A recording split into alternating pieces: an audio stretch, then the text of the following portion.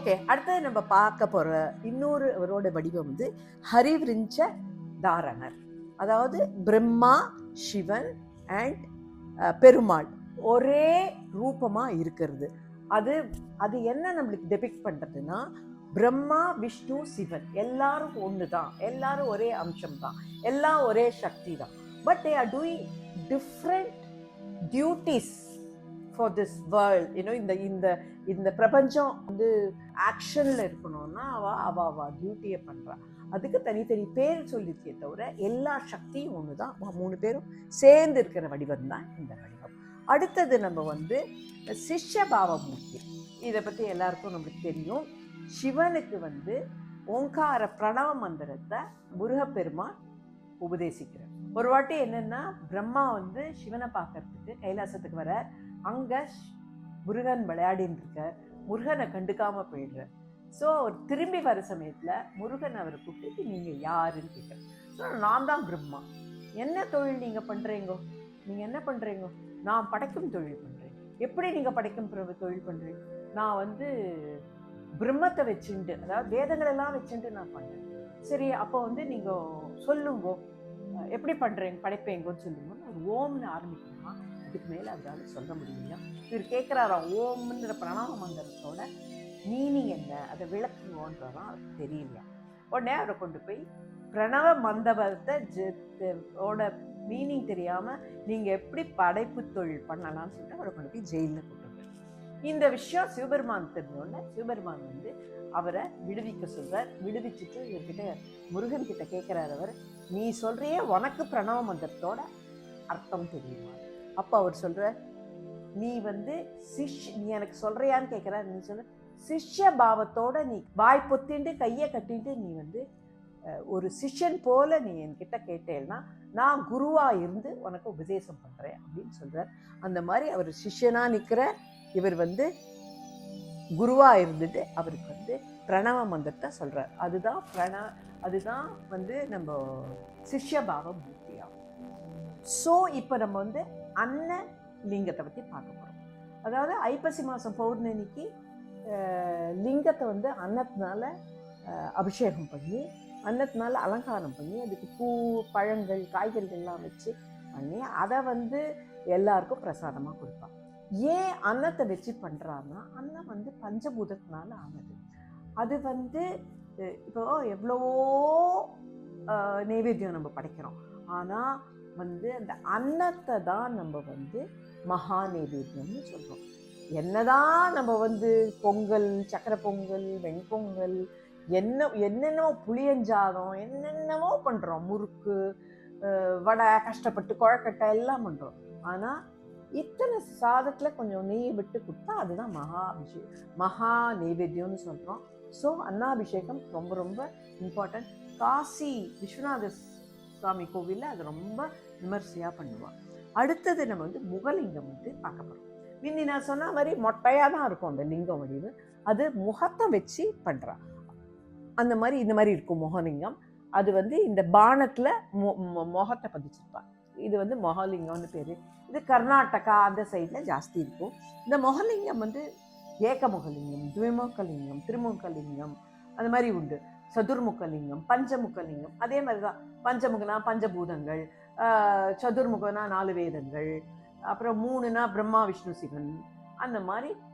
அப்புறம் வந்து 2 துவிமுகம்னா சிவன், பார்வதி, சக்தியும் சேர்ந்தது அப்படின்னு சொல்லப்படுது. அடுத்தது வந்து இது ஆத்மலிங்கம். இது வந்து ஆவடையார் கோவில்ன்ற கோவில்ல லிங்கம் வந்து இந்த மாதிரி இருக்கும். அதாவது இந்த பானம் இந்த ஆவடையார் மாத்திரம் இருக்கும். அது மேல இந்த போர்ஷனே இருக்காது, லிங்க வடிவமே இருக்காது. அதாவது அது எதை ரெப்ரசன்ட் பண்றதுன்னா அந்த ஸ்பேஸ் தான். ஏன்னா இதுதான் வந்து காஸ்மிக் ஸ்பேஸ் தான் வந்து சிவன்ற ஒரு ஐதீகம். அதுக்கு தான் என்ன பண்றா, இப்போ ஒரு கோளை மாதிரி கவுத்துடுறா. கோளை இஸ் அவர் பாடி. அது உள்ள இருக்கிற அந்த வெத்து இடம் இல்லை, அதுதான் நம்மளோட ஆத்மா. அதுதான் இந்த லிங்கமா சொல்றார். இது வந்து பின்னாடி சொல்ற. இதை பத்தி மாணிக்க வாசகர் தான் இந்த கோவிலை கட்டினார். அது வந்து குரு மூர்த்தி வர சமயத்துல அதை பத்தி ஃபர்தராக பேசலாம். இப்போ நம்ம வந்து ஏகபாத மூர்த்தியை பற்றி பார்க்க போகிறோம். இது ஏகபாத மூர்த்தி, இது ஏகபாத திரிமூர்த்தி, இது திரிபாத திரிமூர்த்தி. இது மூணுத்துக்கு ஒன்றும் பெரிய டிஃப்ரென்ஸ் கிடையாது. அதாவது இது ஊழி காலம் போது எல்லாம் அழிஞ்சு போயிடுது. அப்போ எல்லா சக்தி, எல்லா உயிரினங்கள், அதாவது சிவன், பிரம்மா, விஷ்ணு எல்லாம் ஒரே இதாக எல்லா உயிர்களோட அது ஒரு ஃபார்மாக இருக்குது. அதுதான் ஏகபாத மூர்த்தி. அதுலேயே அப்புறம் வந்து பிரளயம் முடிஞ்ச உடனே அவள் வந்து பிரம்மா, விஷ்ணு, சிவனா 3 பேர் பிரிஞ்சு நிற்கிறது தான் ஏகபாத திரிமூர்த்தி. அதுலேயே ஒரு ஸ்மால் வேரியேஷன், திரிபாத திரிமூர்த்தி, 3 மூர்த்திகள் 3 பாதங்கள். ஸோ இது வந்து திரிபாத திரிமூர்த்தி. ஸோ இப்போ நம்ம வந்து சங்கர நாராயணன் பார்க்க போகிறோம். தட் இஸ் பாதி ஹாஃப் சிவா, ஹாஃப் மகாவிஷ்ணு. ஒரு சமயம் என்ன ஆகுது, சங்கன் பதுமன் 2 கந்தர்வ ராஜாக்கள் வந்து தபஸ் பண்ணிட்டு இருக்கா. அதில் வந்து சங்கன் வந்து சிவபெருமான் பக்தன், பத்மன் வந்து பெருமாள் பக்தன். இவா 2 பேருக்கும் நடுவில் ஒரு சின்ன வாக்குவாதம் வந்துடுது. இதில் சிவன் பெரியவரா இல்லை விஷ்ணு பெரியவரா? அப்போ வந்து அந்த இடத்துல பார்வதி தேவி ஊசி முனையில் நின்றுட்டு தபஸ் பண்ணிட்டு இருக்கா. ஸோ பார்வதி கிட்ட போய் நம்ம கேட்கலாம்னு சொல்லிட்டு போய் பார்வதி கிட்ட போய் கேட்கலாம். அப்போ பார்வதிக்கு என்ன தோன்றுறதுன்னா, சிவனையும் விட்டு கொடுக்க முடியாது, விஷ்ணுவையும் விட்டு கொடுக்க முடியாது அவளால். அதனால அவகிட்ட போய் ரிக்வெஸ்ட் பண்ணிக்கிறா, நீங்கள் 2 பேரும் ஒன்றுதான்றதை இந்த உலகத்துக்கு காட்டணும், அதனால் நீங்கள் 2 பேரும் அந்த மாதிரி ஒரு ஃபார்ம் எடுத்துக்கோங்கன்னு அவர் ரிக்வெஸ்ட் பண்ணுறா. அவர் ரிக்வெஸ்ட் பண்ணுற மாதிரி வந்து சிவனும் மகாவிஷ்ணுவும் சேர்த்து சங்கர நாராயணனா ஃபார்ம் பண்ணுறா. அந்த ஃபார்ம் தான் சங்கர நாராயணன். சங்கரன் கோவிலில் திஸ் இஸ் வெரி ஃபேமஸ். அடுத்தது வந்து அர்த்தநாரீஸ்வரர். அர்த்தநாரீஸ்வரர் வந்து பாதி சிவன், பாதி பார்வதி தேவி. ஸோ இந்த ஃபார்ம் எப்போ எடுத்துக்கிறாருன்னா, ஒரு சமயம் சிவன் வந்து கைலாசத்தில் சிவனும் பார்வதி இருக்கிற சமயத்தில் பிருகு முனிவர் வர்றார். பிருகு முனிவர் வந்து சிவனை ஒரு இது பிரதட்சணம் பண்ணுறார். அவருக்கு வந்து சிவனை தவிர வேற யாருமே ஒரு இது கிடையாது. அதனால அவர் சிவனை ஒண்டி தான் ஆதரிப்பார். அப்போ வந்து பார்வதி தேவி வந்து பக்கத்தில் வந்து உட்காந்தான்னா அவர் என்ன சொல்றார், பார்வதி தேவி விட்டுட்டு நடுவில் அவர் வந்து வண்டு வடிவம் எடுத்துட்டு அவர் வந்து சிவனை மாத்திரம் சுற்றி வர்றார். அப்போ வந்து பார்வதி தேவிக்கு கோபம் வந்துடுறது. பார்வதி தேவி வந்து அவரோட பலம் எல்லாம் குறையணும், சக்தியே இல்லாத அவர் போகணும்னு சொல்லிட்டு சபிச்சு விட்றான். ஆனால் அவர் அப்படியே மெலிஞ்சு போய்டுறார். அவருக்கு நிற்கிறது கூட முடியல, அவ்வளோ வீக்காக இருக்கார். அப்போது வந்து மகாவிஷ்ணு சிவபெருமான் வந்து தன்னோட பக்தனை வந்து காக்கணுன்றதுனால அவர் வந்து 3வது கால் கொடுக்குறாரு.